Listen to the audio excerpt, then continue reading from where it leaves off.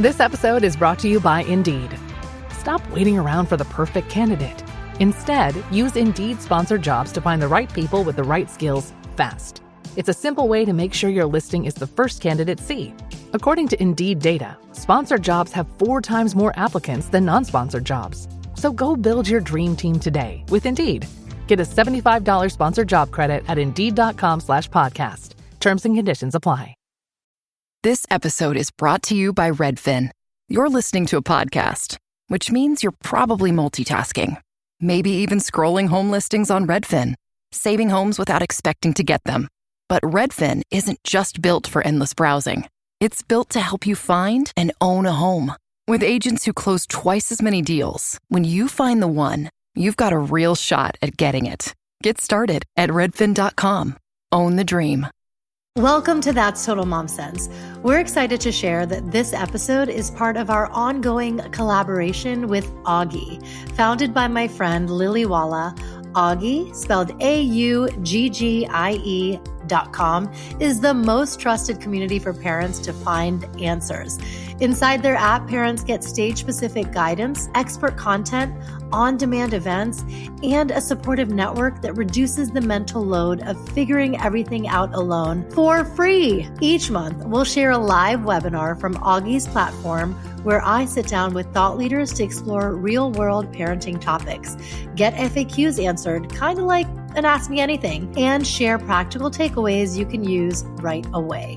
Thank you for listening, and thank you to Augie for partnering with That's Total Mom Sense to bring connection and support to parents everywhere. Let's dive into this live webinar episode.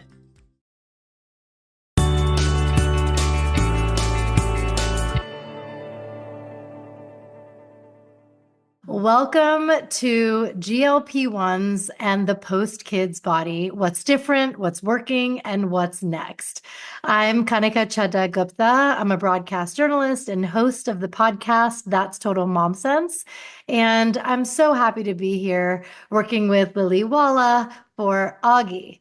So just to give you a recap on what we're covering today, one of the most consistent topics that are really top of mind for everyone, and particularly parents who've had kids, is their body no longer responds the way that it used to. Weight feels harder to shift, energy looks different, hormones are unpredictable, and all of it is happening alongside sleep deprivation, stress, and the mental load of caregiving. So the rise of GLP-1 meds has added a lot of curiosity and confusion to that experience.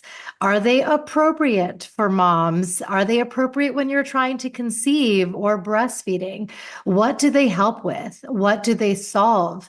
And how do they fit into a broader, sustainable picture of health? Today's conversation is about bringing that nuance and clarity to the topic, because we're going to do a lot of our own anecdotes and storytelling. And we want to simplify all of the noise for you, including the food noise.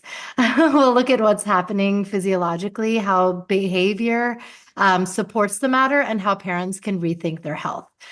Before we begin, I want to just go through some housekeeping notes. This session is being recorded and will be available to watch on Augie TV, which is like Netflix for parenting events. It'll also air on the podcast, That's Total Mom Sense, in March. So keep a lookout for that last week of March. And because we love keeping it super interactive, this is being streamed on IG Live as well. So we have a full crowd and you can rewatch and pause as much as you want. And now, without further ado, I'm so excited to introduce our guests, our distinguished guests who are here today. We have Dr. Alexandra Sawa and Olivia Ward. So, Dr. Alexandra, let's kick it off with you. Share a bit about yourself and your background. Hi. Well, let me start by saying I'm a mom of 4. I have had 4 single children, all C-sections. So I feel like I am very much in this conversation. I'm still living it. My oldest is almost 12 and my youngest is almost 2. And I am also an obesity medicine doctor. So I am an internist and dual board certified obesity medicine doctor. I have been doing this for a very long time. longer than I've been parenting, actually. And I have been using GLP-1s far before anyone was like talking about them. And it took me a long time to convince people that they existed and that, they were a good option, and how the world has shifted. And so that is what I do day to day. And I'm very happy to be here because I often think that in the conversation talking about weight and bodies and GLP-1s, women and their particular life cycles are often just totally excluded from the conversation. And that goes far deeper back, predating GLP-1s. Women were not included mandated to be included in clinical data until about 1993, so not too long ago. And it's been easier to omit women from studies out of fear of pregnancy, or it complicates things. So let's just take them out, or take them out during their childbearing years. And now in this world, that extends for a very, very long time. I had my last baby at 40. So, right, like if I just was totally excluded from this conversation from the ages of 25 to 40, well, geez, that's a big chunk of my adulthood. So I'm happy we're here pushing boundaries a little bit, talking about it. We have to be safe when we talk about these drugs, and we have to be holistic. We're not talking about getting skinny or getting a pre-baby body back or getting snatched. We're just talking about what does health look like in this long lifespan that we have as women, it's complicated and hormonally driven. Yes, yes, amazing. And you are an OG because your book, The Ozempic Revolution, you wrote that over like 15 years ago. Oh, no, no, no. My book was released just about 15 months ago. Okay, but you wrote something that was like well before Ozempic became mainstream. I'm going to shout out our friend Alice McHugh, who put us in touch, and she was like, "You don't understand. She's been talking about GLPs well before." Yeah, I mean, I've been doing this. This has been my entire career for about 15 years. Yes. And, the GLP-1s have been out in clinical use since 2005. So I've been using them for a very long time. And I wrote the first book with HarperCollins last year called The Ozempic Revolution. And it's a holistic guide to approaching these meds, answering all your questions. And then if you decide to go on them, how do you thrive on them? Because the shot is not just the answer. And to kind of fully complete my kind of bio here, I am also the founder of a company that provides creates products to minimize side effects on these medications. And so I'm really dedicated to creating an ecosystem to support people on GLP-1s. So that's me. Amazing. Yes. Thank you. Thanks so much, Dr. Sawa. And Olivia, please tell us a bit about yourself and how you got into the work that you do. Hi. First of all, so happy to be here. I like Dr. So I'm also a mom. I'm a mom of two boys. I'm also a C-section mommy. Yeah. I had my babies actually later in life as well. I have insulin resistant PCOS. That's been an ongoing journey with me. So struggled with some infertility things. But I'm so fortunate to have been able to have healthy pregnancies and two boys. I have a 10-year-old and a very spicy 6-year-old. My original weight loss journey started 15 years ago on The Biggest Loser, which I always say that was my starting point. And I've been in the wellness and weight loss industry, and consider it a complete and total privilege and gift of a lifetime that I get to walk alongside other people and continue for people to walk alongside me. So I worked at SoulCycle for over a decade. I was a master instructor there. I had a company called Counterbalance with my sister Hannah, who was on the show with me and is kind of like my ride or die, and did private coaching through them. And now I'm working for Weight Watchers, which has been so incredible. My mother is a lifetime member. Weight Watchers has been in my life I tell people, I'm like, that vegetable soup is in my DNA. And after my second child, I found myself like a lot of postpartum moms that I had lost 100 pounds 15 years prior. And then after my second child, I was looking up that same mountain again. I had gained about 70 pounds in my pregnancy. I had my son in the beginning of COVID, and that was so stressful. Lots of postpartum anxiety. And I gained quite a bit of weight postpartum. It was very stressful for me. And I have a wonderful primary care doctor who was like, this is hormonal, this is age, this is all the postpartum gifts, that the parting gifts we get sometimes as mamas. And, looking at, like Dr. Soa said, looking at it holistically, he was like, with the things that you're already doing with the diet and exercise, I would love for you to do some research on this tool that I think would be an additional tool for you to use. So I've been on a GLP-1 for 3 years. I just kind of slid into maintenance last year and still working on that holistically. But I love it that I have not only Weight Watchers, but that community there to continue to be kind of my friends, hand in hand, figuring it out as we go step by step. That's wonderful. I love to hear it. I am also a C-section mom. I had twins, and then my younger one just 18 months later. So even my OB was like, we're gonna just get into this scar tissue again. Yes. But yeah, no, I think that everyone has their own journey when it comes to pregnancy, and so much is happening to our bodies, especially hormonally. So, Dr. Sawa, I want to kick it off with you. Tell us what's going on metabolically after giving birth, and what changes make it more difficult to lose that baby weight over time. Well, we put on a lot of weight during birth, most of us, during the pregnancy process. And we can have limits. We have studies that say the average weight gain should be between X and Y, about 20 to 30 pounds, depending on your starting weight. It could be less, it could be a little bit more. The average woman does not put that on. So maybe we could go around. I already heard what Olivia was saying. I myself, a doctor who does this all the time, all 4 of my pregnancies, even the one where I was throwing up all the time, put on about 50 pounds. Yeah. During my pregnancies. I just couldn't help it. It was a fascinating thing for me to go through because I was like, well, wait, I'm doing all of the things. And it was just what my body clearly needed to do to produce these human beings. And so we deal with that after the fact. And, in the fertility lead up, it really depends on what kind of you bring to the table and then what you experience in your pregnancy. Was there gestational diabetes, which is of no fault of your own of what you're eating? It really is just placental related.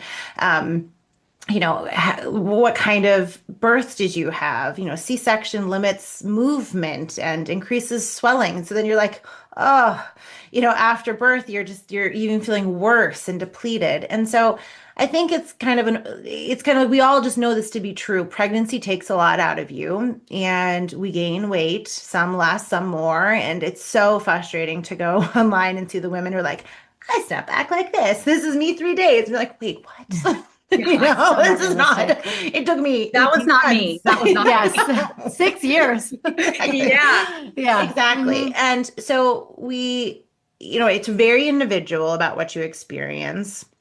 And I think there's a lot of blame in the OB world. I myself experienced it with my first pregnancy. I was on the delivery table, had spontaneous labor at 40 weeks and 3 days. So I went long and had this big baby, and he just wouldn't fit. And I'm pushing and I'm pushing. And she says to me, this is what happens when you eat too many cookies and ice cream.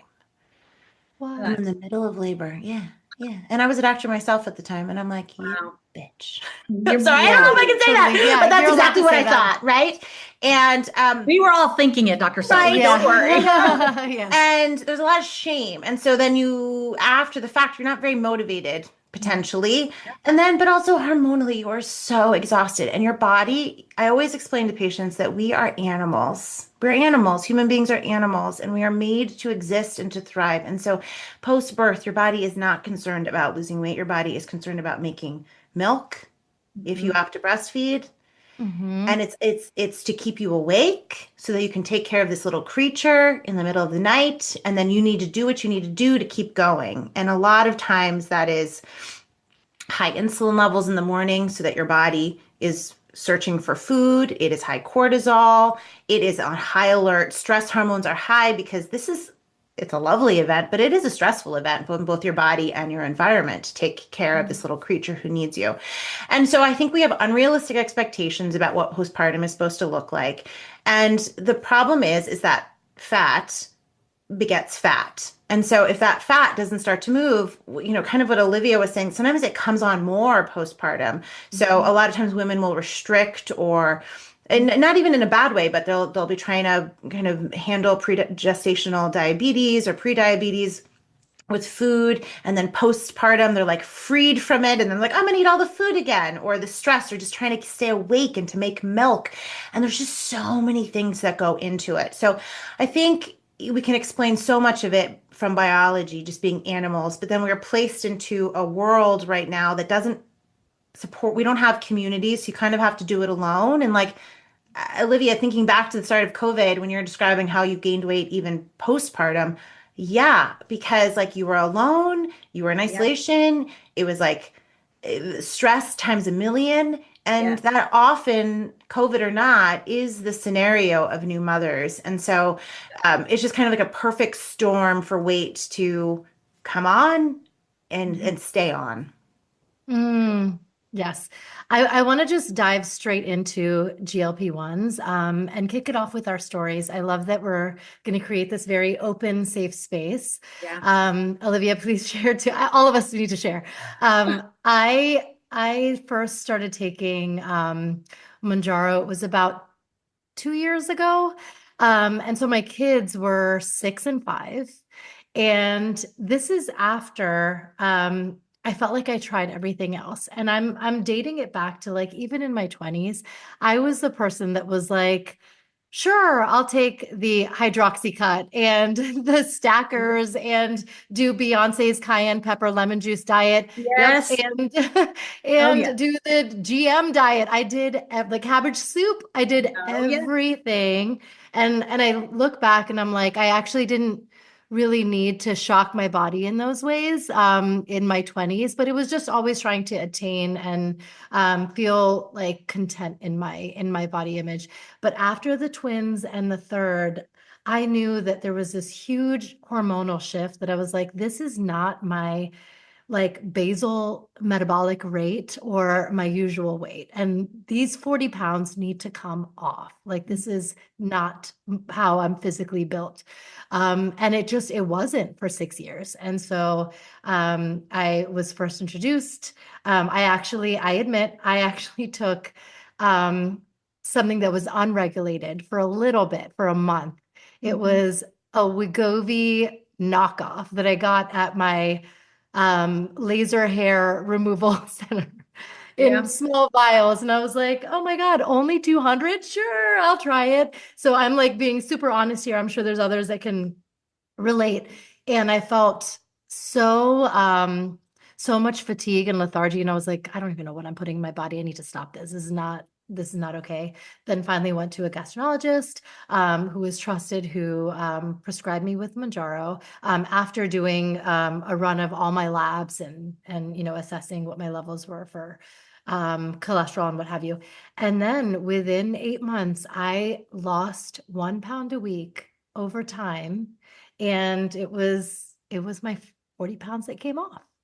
And I was just so impressed that like this is all it took to limit the food noise and suppress my appetite in the right way. And Dr. Sawa, I know you speak about this.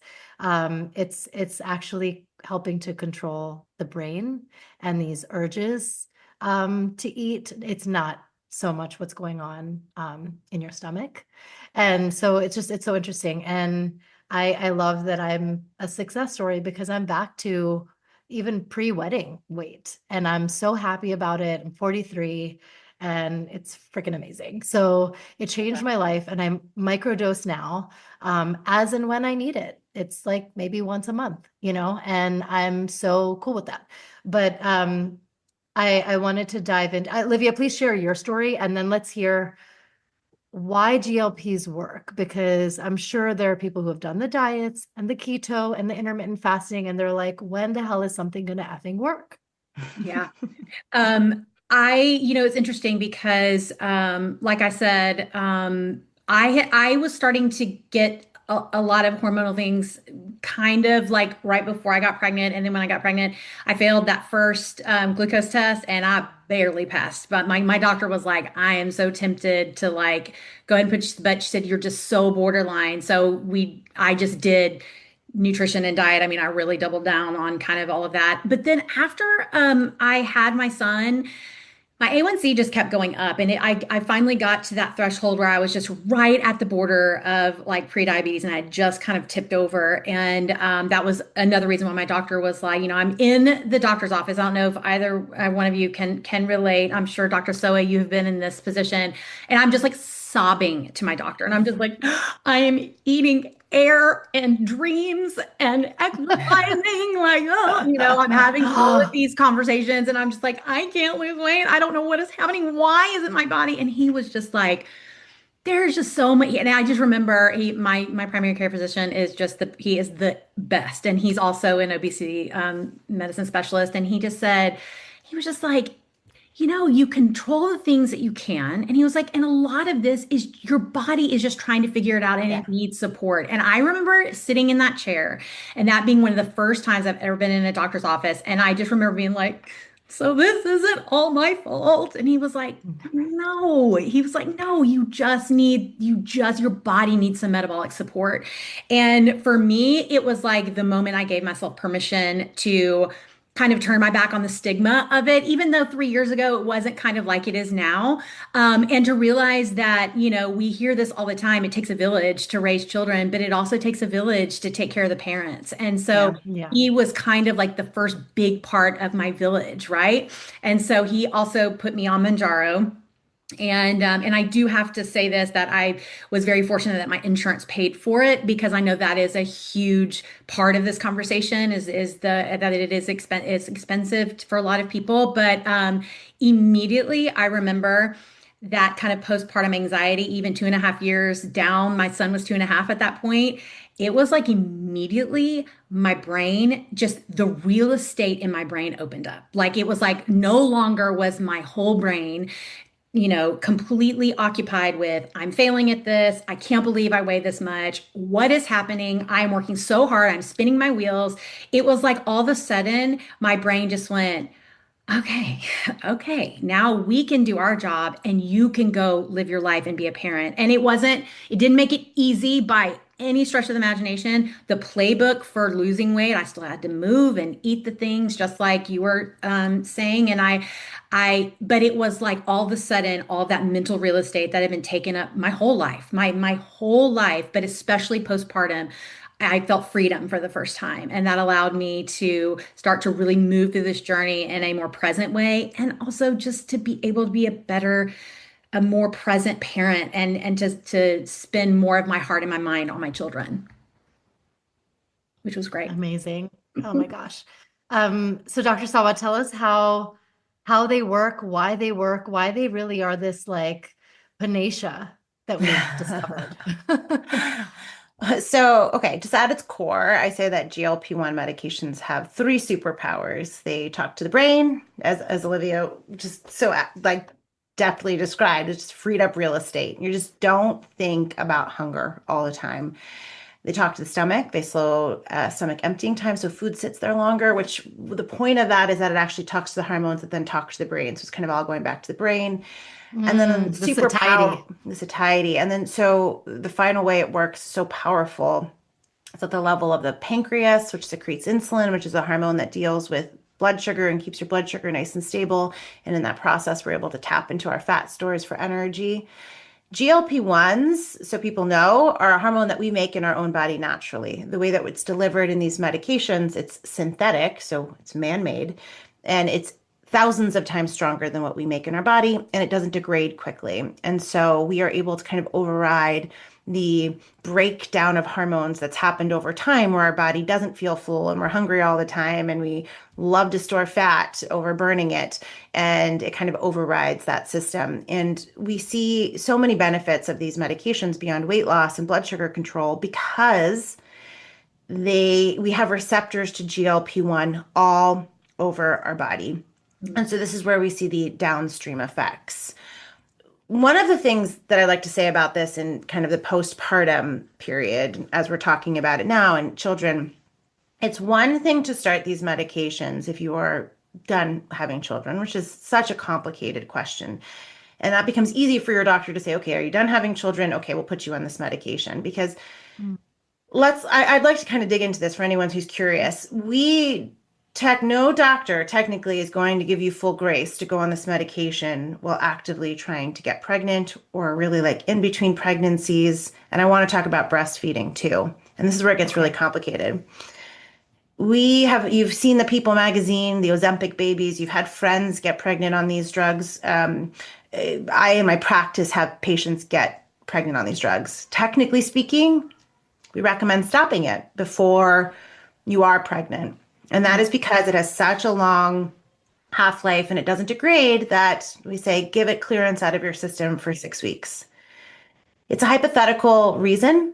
It's just like, well, maybe if it's still in your system, you won't eat enough. And then because we're coming back to this idea that we're all animals, like maybe your body just won't eat enough and sustain the calories.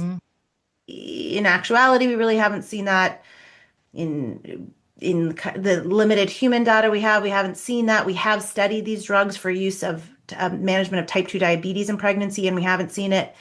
But the fact is, we're never going to get a controlled study of pregnant women on these drugs. And so there's always going to be a lot of uncertainty when you go to your doctor talking about this in your fertility years. And so you need to have an open conversation. You need to find the right doctor, the one that's part of Olivia's village. I want to know them. I probably know them. He sounds awesome. Amazing. He's awesome. And then, we're talking about postpartum. Many women breastfeed, and I am a huge breastfeeding advocate. Fed is best, but I spent a lot of my last 10 years breastfeeding babies. Like, I believe in it. Same. I believe in the power of breast milk for metabolic health and kind of setting up this trajectory for the next generation. We know that children who breastfeed eat more food. They have like a wider palate because breast milk tastes different, and formula kind of is one note. And so they're more curious eaters. More curious eaters tend to be healthier eaters. No, whatever. I was breastfed. I'm a curious eater. Or, no, I'm sorry. I was formula fed. Bottle fed. Same. All of the children of the 80s, right? Like, please, I'm fine. It was trendy in the 80s. Right. So I want to say I really support women who want to breastfeed. And I don't think that they should be excluded from this either, because there is a common misconception that people who breastfeed lose weight faster postpartum. And that is not the truth. And I think anyone who's breastfed knows that it makes you hungry. And it is exhausting. And there's a lot that goes into it. So while it might help you, it might help some, it doesn't help all. And so again, there's a lot of fear around breastfeeding medicine, and there are doctors who are certified in breastfeeding medicine, and those are the ones you kind of want to gravitate toward or who have some understanding. Historically, we've said, you're breastfeeding, don't take it. Like, it's the wildest thing. Like, we know the pharmacokinetics of drugs. It doesn't, just because you swallow something doesn't mean it makes its way into breast milk. And so you see this all the time with like antibiotics from the hospital. They'll say pump and dump, and you're like, this doesn't get into breast milk. Right. And so with the injectable GLP-1s, we now have good data. It's small data, but it's good data that says we have validated the fact that the molecular weight, the size of GLP-1s, the injectable kind, this is very important, the injections, it doesn't get into breast milk. And if it does, it's degraded quickly in the stomach because this is a very hard to absorb oral drug. And so in the right risk balance scenario, if you're someone who wants to breastfeed past 6 months, past a year, this is something that could be a conversation to have with your doctor. So I really wanted to say that because it's not so clear cut. Like, we're talking about it like it's easy, but you go to a lot of doctors and they're like, no, go on birth control, stop breastfeeding. And it's so unfair for women who did IVF or gained a lot of weight or had gestational diabetes, and to get their body back to health, to get it back to a place, not just for vanity, but for getting pregnant again, or just being able to move, like walk around the neighborhood with your baby. You might need to go back on these drugs. And I want women to know that before we get deeper into the conversation, that there is good data that this could be right for you. Yes, thank So, you. Thank you. I'm just going to ask one question of Olivia before we toss it to our audience for Q&A. And that is to just explain a bit about Weight Watchers and how it's Yeah. evolved over the years, because Weight Watchers is also an OG. And Yeah. now that we have tracking apps and food journals, and understanding what macros entail, that's Mhm. exactly what the point system was. Yeah. So break it down for us. I love it because Weight Watchers is an OG, and I know a lot of people have said, over the last handful of years, Weight Watchers has really, really put medicine and science at the forefront of what we're doing. They've always been such pioneers in behavioral therapy and community and, all of the things that we know Weight Watchers to be. I can remember, like I said, growing up, my mother and my grandmother, my grandparents lived next door to us, and they went to those Weight Watchers meetings once a week, and they went out and walked. I remember when my mom became a lifetime member, she brought a gold key home, and Weight Watchers has always done community and, like I said, behavioral therapy so incredibly well.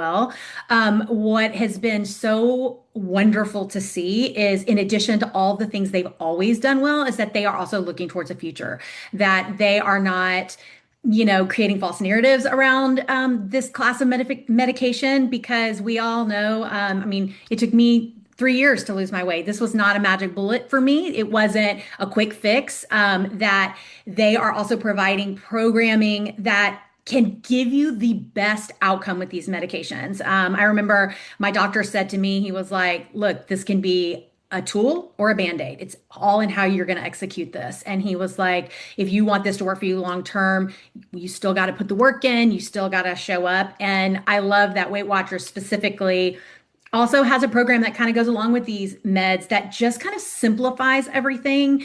I love the GLP-1 success module that they have, because it's really kind of macro centric. It's very similar. It's got like rings you close, like on your Apple Watch if you have. And I think especially for those in that postpartum period that might choose to do the GLP-1, if that's the right decision for them, that it also just, again, it makes it very simple, because like Dr. Soa said, you're breastfeeding, you're trying to move your body to push your baby around, you're trying to like show up and heal your own body, and all of these things, to have a companion like that is so simple and straightforward, and also is going to support the medication to get you to the goals, is huge.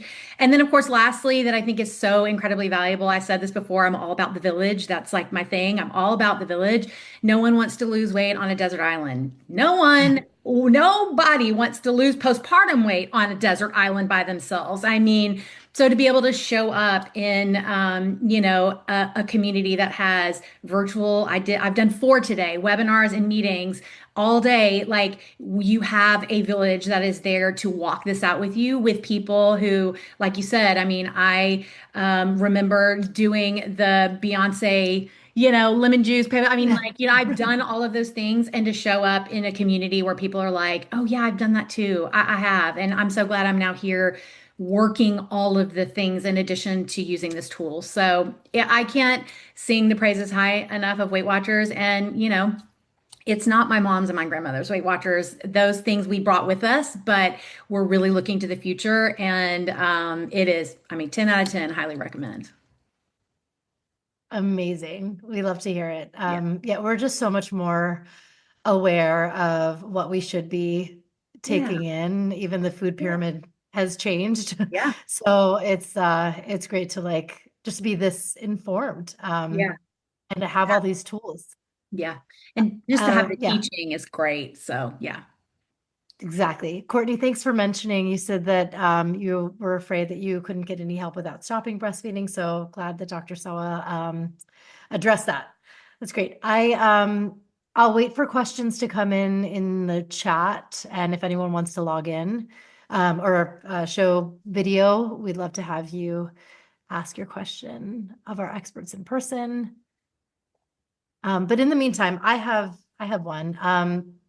When you are tracking your macros, or if you're, actually, okay, let's take one from Ellie, and then I'll come back to it. Ellie, go Hi, ahead. thank you guys.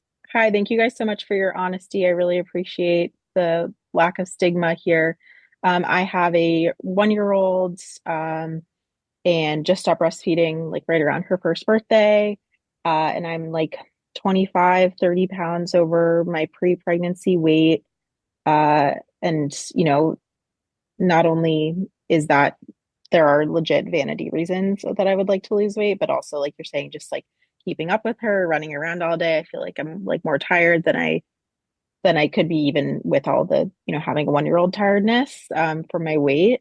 And like I guess my question is how I feel like if I went to a doctor today to talk about this, they would be like, just wait, like try diet and exercise, try this, try that, and like wait and see. But in my mind, like I don't think this weight is moving. And I'm curious how you would navigate that conversation with, because I would love to go through a doctor rather than, I think another thing that would be useful to hear from you guys is all the telehealth stuff. I would love to actually go to a doctor and like be guided by a doctor in this, but I don't want that, like them to tell me to wait another year when I feel like I know my body, I know what's going to happen. Yeah, this is a tough one. Can I take this one? Yes, please do. So you have to find, I love that you're like, I know what's going on, and you need to find someone who trusts you. And so doctors who are board certified in obesity medicine, like me, um, we trust what our patients say. I mean, most of the time, I'm sure there are outliers, but like, I believe you. And I do think there is something to be said for giving your body some time. The hormones of breastfeeding are complicated. I myself gave myself time post breastfeeding, just because it's like I don't even know what I feel, what's up. I need to sleep through the night. I need to see where I can get where I'm going. With that said, if I think you have to take into account so many things. And if you're like, it's really not budging, and I am, I'm watching my macros. I'm trying to move. I'm trying to sleep. There's only so much you can do with a 1-year-old. And if it's not budging, then it's time. And what I say is everything always needs to start with a holistic evaluation, and we need to look at labs because we could also be missing something. So the postpartum period is like such a big explosion. We need to make sure your thyroid's still working. We need to make sure your vitamins are repleted. Iron deficiency is so common, and it's actually kind of tough to treat postpartum. And so have your doctor looking at ferritin levels. Like look at all of this before, even though I'm like the biggest GLP-1 fan, like look at all of this first before going there. And that is one of the problems with telehealth, I will say, is that the lack of complete holistic evaluation of a person, because genuinely GLP-1s are the solution in many of the scenarios, but we also need to know why they're working. Are they working because we have some subtle insulin resistance that kicked in postpartum? Do we need to treat other things? So I'd say like listen to your instincts, find that doctor, but find a doctor who kind of look at everything. The big hormones that I think people fail to look at, we need to look at fasting insulin. That's a controversial one. Most doctors won't order it, but it's so helpful. Pair that with fasting glucose. You look at HOMA-IR, which is an insulin resistance marker. Ferritin is an iron store. So a lot of doctors, especially OBs, love my OBs, but they like to look at hemoglobin. And they're like, well, your hemoglobin's good. Well, Normal, dig yeah. a little bit deeper. And a lot of us are iron deficient, me included, post all these Me too. babies. And it took a long time to get it back. And sometimes I still am like, am I really back? Because I'm tired. Yeah. So you want to look at all those things, vitamin D, your thyroid. So start there. And then it really shouldn't have to be much of a discussion. If you are like, look, I've kind of thought about this and I really would like to get this weight off to either get to my next pregnancy or to get myself back to just baseline, not vanity, just feeling well. Let's talk about it. And I do think doctors are more inclined to kind of start this quick discussion too, if like we see anything on labs. So start there, trust yourself, you're ready. And I would say come over to my Instagram, DM me. I'll find you someone in your hood who's gonna understand. Thank That's you. so great. And thank you, Ellie. And So Well provides telehealth. No, which is actually, no. So I am a doctor who has a telehealth practice in 13 states, but so while our company is solely a product company, an ecosystem of products for people who are on these medications, and we support people at Weight Watchers and They all the are. other companies, like wherever you're getting it from your doctor. I'm honestly, I just, I see a handful of you patients. help. So yes. Yeah, that's great. And I think let's get into that. That was my question was, um, what should we be eating when you're on a GLP-1 or are tracking those macros? Because your palate changes, obviously your appetite level changes, and you want to make sure that with this caloric deficit, you're still getting the nutrients that your body needs. So, in high level, if you can touch on that. I mean, Olivia's gonna have a lot to say on this, but I will, but I would love to hear what you have to say first because I'm so going to echo what you say. yeah, so the deal is your appetite is suppressed on these medications, and it's really important that we still fuel our body. And so I teach a protein first way of eating. Um, and the internet has now caught on board too, but I like Yeah. for people to get about 30 grams of protein per meal 3 times a day. And a lot of my patients who have come to me, they have done lots of intermittent fasting. They've tried every diet under the sun and going back and kind of going back to this old school model of like, get up and eat something is so hard for them to wrap their brains, like their heads around. Mhm. But it really, really helps us feel well. And you don't have huge appetite, can't get in a lot at each setting. So we kind of need to make sure that we get it in throughout the day. Yeah. And protein first, a lot of the volumetric foods that we've been taught to embrace, everything from the vegetable soup. You said vegetable soup is in my DNA. I'm like, yeah, yeah. Yeah. Yeah. We all remember I that. love that vegetable soup. So, Me too. It's delicious. Yes. But yeah. when we're eating And they're something, cruciferous vegetables. Yes. exactly. We need to make Yes. sure that we're getting that protein first in, Mm. minimizing things that could take up a lot of volume without giving us nutrients. So that could actually be as much as like leafy greens. Like we'll Yeah. get our greens in, but they need to be more dense. Mm. And we're going to minimize things like processed foods and processed carbohydrates. They're just not giving us much. So make sure that if you want them, they're at the end and that you've filled up on everything else. Hydration is key because your Mhm. appetite is not only decreased, but your thirst mechanism is too. And so a lot of the side effects that people complain about on GLP-1s are just directly tied back to not enough water and not enough salt. This is why electrolytes are a key foundation of my method of how I teach. And you just need to make sure you're hydrating enough. And that's the number one thing that I have people start with. And your taste buds change. They actually genetically change. The epigenetics of your taste buds change and how they respond. And so you're just not going to want, it's amazing. You're just not going to want a lot of the things that used to be just like craving, like Yeah. hyper It's so palatable cool. junk food. And so it's pretty amazing. It like opens you up to just be a healthier eater naturally. Yes, yes. I could eat a boat of fries like easily. Yeah. And after GLPs, I'd be like, I really want some grapes, and it's like I was just wanted the crunch and like none of the fried food. And I feel like you've mentioned this in past interviews, but alcohol too. Yeah. There's so many things that fall away, which are actually sustainable good habits. Yeah.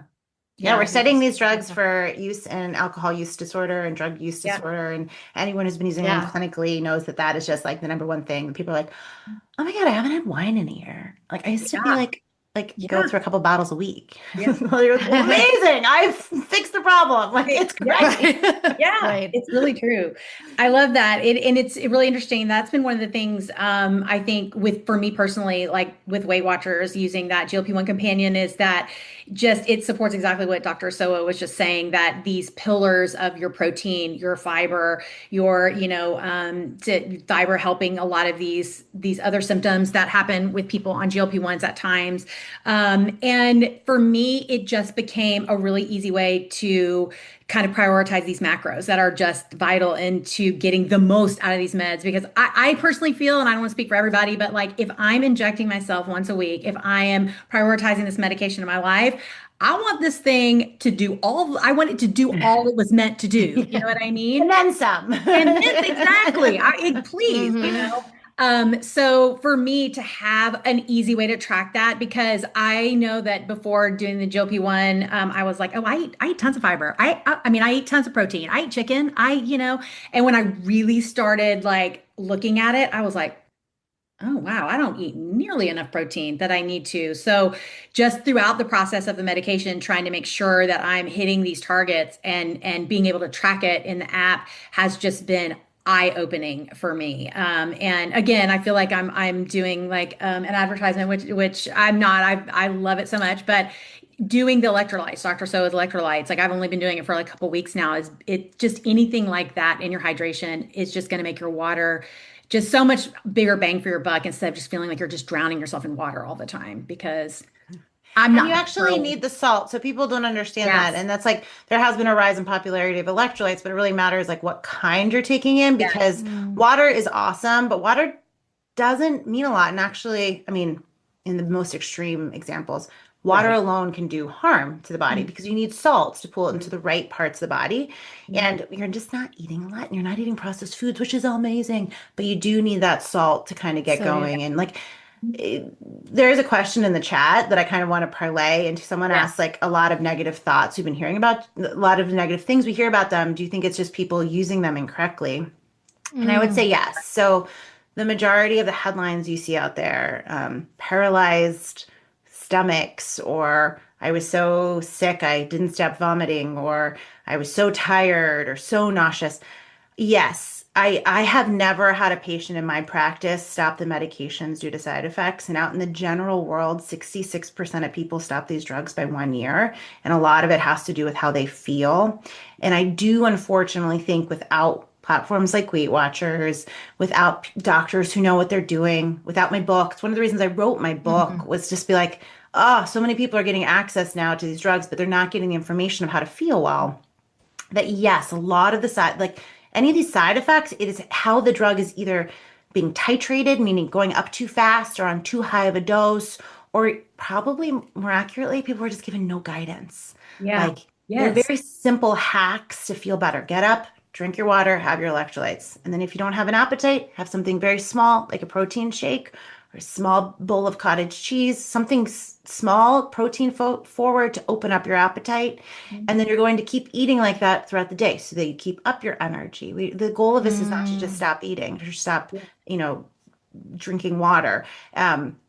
We want you to feel well. And Yeah. a lot of doctors, when this drug, especially when the drugs first came out, they were just like racing up to the top dose of medications. And I Yeah. Mhm. want people to stay at the lowest dose for the longest period of time. If you're losing weight, we stay there.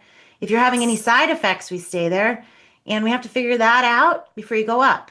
Yeah. And, people get reflux. We might need to treat you with a reflux medication. You get constipation. We need to manage that. Fiber is crucial here. So, yeah, so I think a lot of the negative things you see are people just unfortunately thinking that it's just a medication with nothing else. And I wish there was a magic wand. I do. I really Same. do. But we still Yeah. have to have embrace all the habits. And people sometimes get a little frustrated. I think they come to see me and they're like, I just wanted a solution. Why are you making me log my food? Why are you making me count my macros? I did Yeah. this before. I've done Yeah. this before. I've been here, done that. I'm like, oh, but all those skills are going to make you a very successful GLP-1 patient. And Yes. you have to keep doing it. And this isn't the Mm. easy way out, but it shouldn't have to be hard. I mean, that's really my mantra of everything I do. So Yeah. look beyond, dig a little deeper when someone tells you they had the worst experience. Hmm. Mm. Hmm. I have friends who have done various, I guess, types of the drug. So there's semaglutide, and then that's Ozempic, right? And then Mounjaro is semaglutide with the trizepatide. And for me, Mounjaro is what worked best. And I had friends who had these horror stories about when they had taken the semaglutide isolated that they were nauseous and the vomiting. So I think that's another thing, right? That when you speak to your doctor, they can find one that's the perfect fit for you, Yeah. because Definitely. you shouldn't be going through Hmm. the side effects at all. I want to get to one last question before we wrap, and it's going to be a combination of the two. So SB and Lynn and let's see, and Paulina, they have something similar to ask. So, like, when is it safe to take the GLP-1s? After you have your baby. So it's like basically if you're a year postpartum and you're 20 to 30 pounds above your pre-pregnancy weight and you're ready to start trying for a second, but you also want to lose the weight and Yeah. then try, So what's that time frame that you So I always think this does need to be a discussion with your doctor, but I do know that a lot of doctors are like, I don't know. So you kind of have to go in with your game plan too. I understand that. You have to give your body time after having a baby. I do not see people right away postpartum, regardless of whether they're breastfeeding or not. Just we have expectations in this world that are crazy. So take a beat. I start to see patients probably about 12 weeks postpartum. I'll see people back, like, they were my patient, then they had a baby, we stayed in touch. And then I said, take your time, come back, and we'll talk about it. For women who are breastfeeding, I want the baby to be eating solid food. So even if I really believe the science shows that the medication doesn't get into breast milk, it can interfere with supply potentially. And so I want to make sure that baby is now transitioning, has other sources of nutrition. So usually that for most babies, that's between 4 and 6 months. And that is dependent on the doctor. That's kind of the approach I take. And the question of what to do in between pregnancies is a really interesting one. So for all of time, women have gotten heavier after babies and then had more babies, and everybody was fine. And so I do not think there is necessarily, unless your doctor says you need to get back down to this weight before I really want you trying again, or there was a certain risk with your first pregnancy, I do not think you need to necessarily rush yourself back just because there's a tool. But if you really are thinking about kind of taking a break in between, GLP-1s can be a good resource. With that said, GLP-1s outside of this particular period of time are intended as lifelong medication. And women might lose weight in between pregnancies, but then when we take you off, it would be anticipated, pregnancy or not, that you would gain weight because we are replacing a hormone that has kind of become inadequate. And so there is some conflicting evidence right now about, do women gain more weight in pregnancy going off the med, being on it before, or do they gain the same? We don't know. And so that is something to consider here. And that there kind of is this like, yeah, your hunger is going to come back and you're going to be pregnant. And, so it's not for everyone. And I'm not saying everybody in between pregnancies should do it, but sometimes it's what's needed to return healthy ovulation. I have a lot of women with PCOS in my practice who really are dependent on these medications for normal, regular ovulation. And in order to get pregnant, this is part of the journey. And so there's like no one clear-cut answer. I would say that I do like for women to give me enough time to take off the weight in a healthy way and then potentially wean off if they wanted to. So, if it's a year and you're thinking about losing 20 pounds, I'd say like make sure that you give me a window of 6 months to help you with that and really get back into habits, build some muscle before potentially another pregnancy. So it's not like a quick, like 2-month thing. Right. That's fair. Awesome. Thank you. Okay. Well, we do have to wrap. We went a little over, but it was such an enlightening roundtable we had. This is amazing. I'm so happy that you joined us. Starting with Olivia, tell our audience where they can find you and follow you. So I am on Instagram. I'm at the Obird, OBIRD. That's my nickname. Back before when Instagram first started, I should have just used a regular name. I was like, this will be cute. So I'm at the Obird. Please come find me over there. And then of course I'm at Weight Watchers and I do daily webinars and meetings and connect groups and everything over there. And if you need support and you need a village, we're here for you and we'd love to have you. Awesome. Thank you. Yeah, and you're Dr. welcome. Sawa, share a bit about where we can find you and get Yes. support from you. So you can find me across all socials, including my new Substack at Alexandra Soa MD. And my company So Well is at getsowell.com. We create products for people on this journey to minimize your side effect because, as I said, even though this isn't the easy way out, it should not have to be hard. So we have education resources and we have products. What Olivia was talking about is our bestseller, our electrolytes with B6, which are like, if you guys are thinking about pregnancy weight loss going on these, or especially breastfeeding, like this has to be your friend. It's my favorite. So yeah, come find me. I shouldn't be as much as I am, but I am active in my DMs, so I'll try to answer your questions. Amazing. Thank you. And again, I'm Kanika. You can find my podcast, That's Total Mom Sense, wherever you get your podcasts, Apple, Spotify, YouTube. This episode will air the last week of March, so you can access it whenever you want. And thank you to our Augie family for hosting this event. This was so insightful, and I'm sure so many people are going to go back and tell all their friends. So this was wonderful.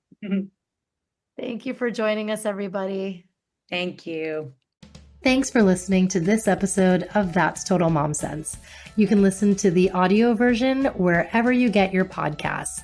Just search for That's Total Mom Sense. You can learn more about my guests by logging on to www.thatstotalmomsense.com. Be sure to follow me on Instagram, where I'm most active on social media. My handle is @Kanika Chadda-Gupta. And if you have ideas for show topics or guests you can't wait to have on the show, write to me at thatstotalmomsense@gmail.com. And lastly, please rate, review, and subscribe to That's Total Mom Sense if you haven't already. Thanks for being in my tribe.